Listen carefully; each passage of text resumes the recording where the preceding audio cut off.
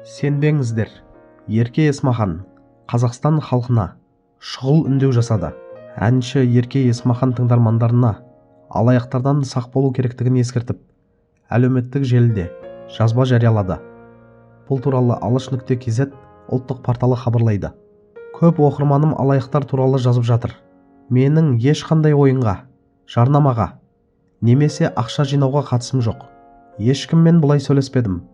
Еш жерден ақша сұраған жоқпын. Сондықтан сенбеңіздер, абай болыңыздар. Алаяқтар өтірікті таргетке шығарып, елді алдап жүр, деп жазды Ерке Есмахан. Соңғы уақытта әлеуметтік желілерде танымал тұлғалардың атын пайдаланып, халықты алдап кетуге тырысатын алаяқтар көбейіп кеткендей. Ерке Есмаханның шұғыл үндеу жасауы бекер емес.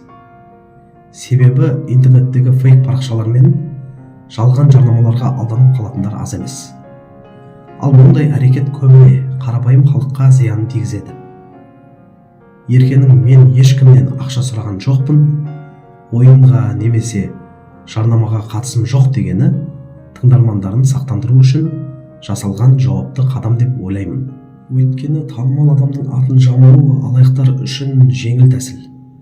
Ал көпшілік оларға сеніп қалуы мүмкін, сондықтан кез келген күмәнді хабарламаға, белгісіз сілтемеге, бейтаныс аккаунттардан келген ұсыныстарға бірден сене салмай, міндетті түрде ресми парақшалардан нақты ақпаратты тексеріп алған дұрыс.